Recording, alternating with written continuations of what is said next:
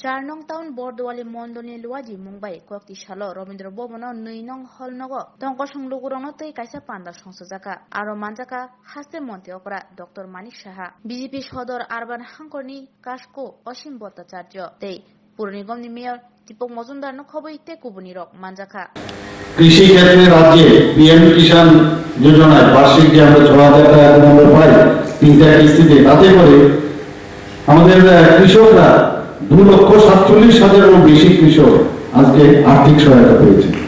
ভাবা যায় না, সেটা আমরা কিন্তু ভাবতে পারি। 2,47,000 কৃষক সেই আর্থিক সাহায্য পেয়েছে।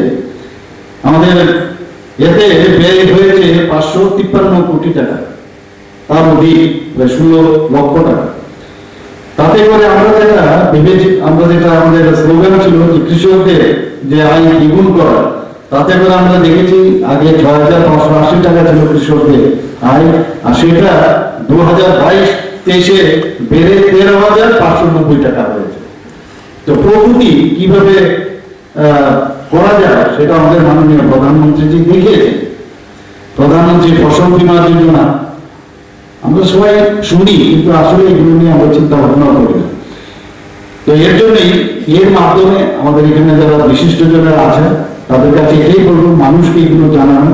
প্রায় এই ফসল বীমা যোজনায় 10.8 লাখ কৃষককে এই বীমায় আনা হয়েছে, এবং তাতে করে আমাদের ত্রিপুরা সরকারের যে বাজেট তার থেকে আমরা বীমার যে অংশীদারিত্ব সেটা আমরা কত দিচ্ছি, 20,83 লক্ষ টাকা।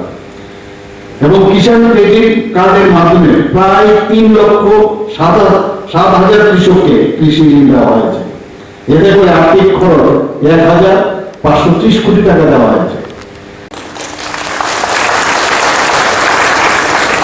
এখানে আপনারা জানেন যে আমাদের মাননীয় প্রধানমন্ত্রী 9 বছর ওনার কার্যকাল সমাপন হয়েছে 30 মে। আমাদের পার্টিতে নির্দেশ ছিল যে 1 মাস সময়, অর্থাৎ 30 জুন পর্যন্ত বিভিন্ন কার্যক্রম আমাদের দেওয়া হয়েছে। তো এর মধ্যে এটা একটা কার্যক্রম যে বিশিষ্ট যারা ইনফ্লুয়েন্সার, যাদের কথা মানুষ শুনে, মানুষ মন দিয়ে শুনতে চায়, চেষ্টা করে বুঝতে, তাদেরকে নিয়ে বিভিন্ন মন্ডলে এই আয়োজন। এখানে 8 নম্বর দোয়ালিতে আজকে 1 মাসের যে আমাদের বিভিন্ন কার্যক্রম, তার মধ্যে এটা একটা। আমার এখনো মনে আছে আমাদের মাননীয় প্রধানমন্ত্রী যখন ওনার প্রায় 13 বছর সময় ওনার কার্যকাল উনি মুখ্যমন্ত্রী হিসাবে গুজরাটে উনি শেষ করেছিলেন, কারণ উনি প্রধানমন্ত্রী হিসাবে উনি দিল্লিতে আছেন। আমার এখনো মনে আছে উনি ভাষণে উনি বলছিলেন যে আমাকে তো তোমরা দিল্লিতে পাঠিয়ে দিচ্ছ, মানে এই যে কনফিডেন্স জনতাদের উদ্দেশ্যে বলছিলেন যে মানে আমি দিল্লিতে যাচ্ছি, মানে I will not come back, অর্থাৎ কনফিডেন্স। আমি ভাবছিলাম কত কনফিডেন্স থাকে উনি বলতে পারেন যে একটা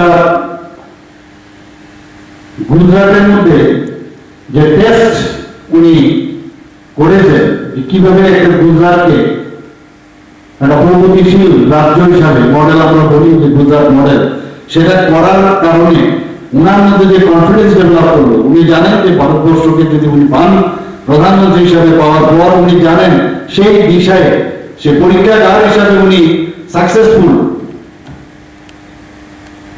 এই রাজ্যের